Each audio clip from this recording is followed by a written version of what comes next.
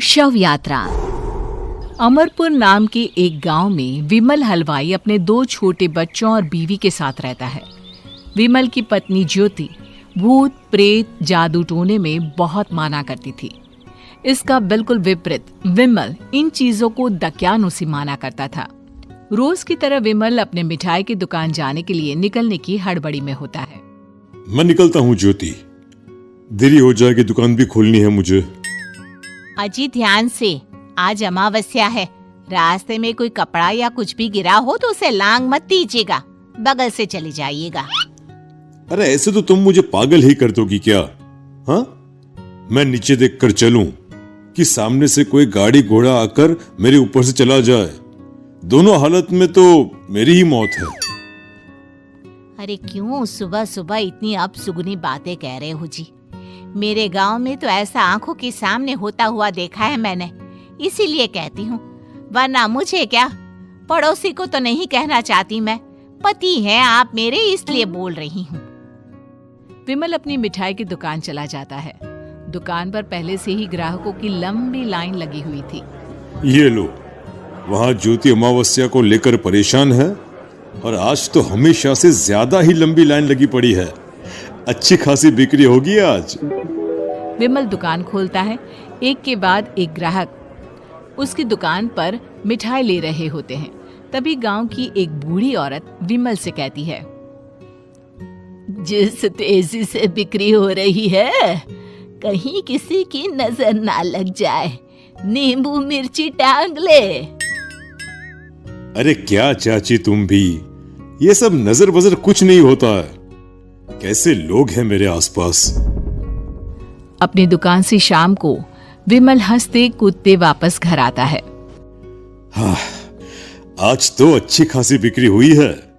एक महीने में जितनी बिक्री होती है, एक ही दिन में आज उतने पैसे कमा लिए मैंने। ये तो बहुत अच्छा हुआ जी, आज ही घर की नजर उतारी है मैंने।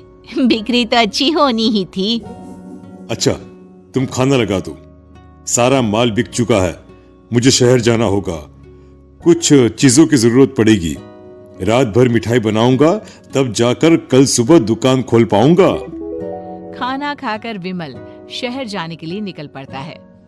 सुनिए जी, ध्यान से जाइएगा। चौरस्ते पर किसी जादू टोने की चीज पर पैर मत रख दीजिएगा। हे भगवान, हद हो गई ज्योति, ये तो मैं जा रहा हूं। विमल गुस्से से शहर जाने निकल पड़ता है। रात का काला घना अंधेरा, चांद की एक भी किरण ना होने के कारण अंधेरे में कुछ भी देख पाना मुश्किल था। जंगल के बीच के एक अधकच्चे रास्ते से विमल जा रहा होता है। चारों तरफ गुफ अंधेरा और सन्नाटा सुनाई दे रहा था, और सुनाई दे रही थी विमल के पैर के नीचे आ रहे सूखे पत्तों की आवाजें। तभी अचानक दूर से उसे कुछ आवाजें सुनाई देती है। अरे, ये इतनी रात को जंगल के रास्ते कौन जा रहा है? शायद कोई टोली होगी। राम नाम सत्य है, राम नाम सत्य है, राम नाम सत्य है, राम नाम सत्य है। धीरे धीरे आवाज कुछ कुछ सुनाई पड़ती है। आवाज धीरे धीरे और नजदीक आती सी लगती है।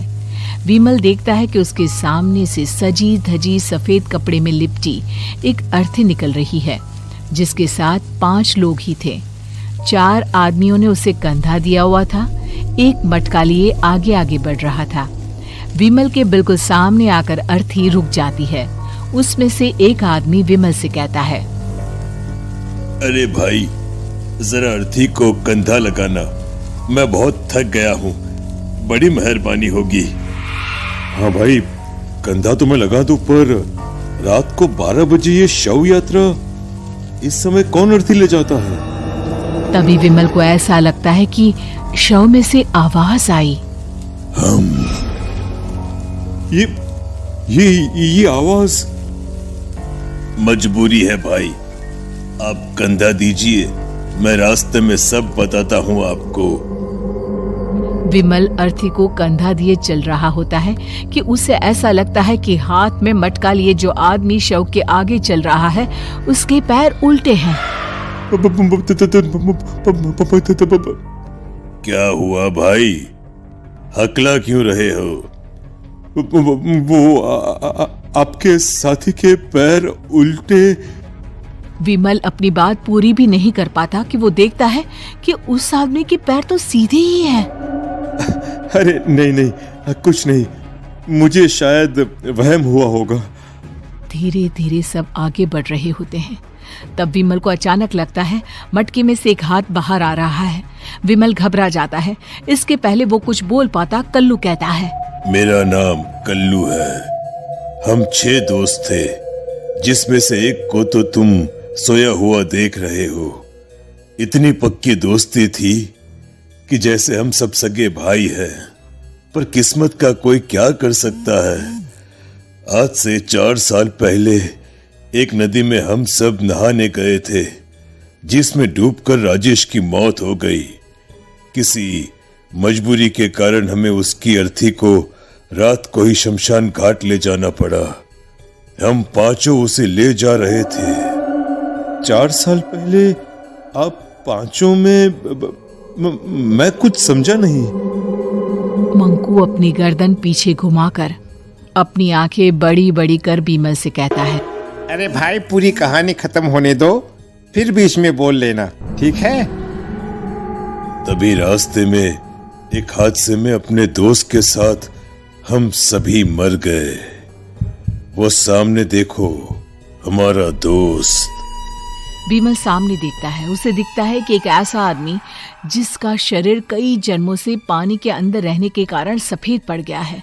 उसकी आंखें बाहर की ओर निकली हुई थी। फिर ये अर्थी किसकी है? अर्थी के साथ के लोग अर्थी को नीचे रखते हुए एक साथ विमल की ओर देखते हुए कहते हैं, तुम खुद ही देख लो। विमल शव पर से सफेद कपड़ा हटाता है। शव की जगह खुद को ही देखकर विमल के होश उड़ जाते हैं। वो शव विमल की ही थी। पलक झपकते ही विमल उस अर्थी की जगह पर होता है। 6 के 6 दोस्त उसी तरह अर्थी को उठाकर चलने लग जाते हैं। राम नाम सत्य है। राम नाम सत्य है।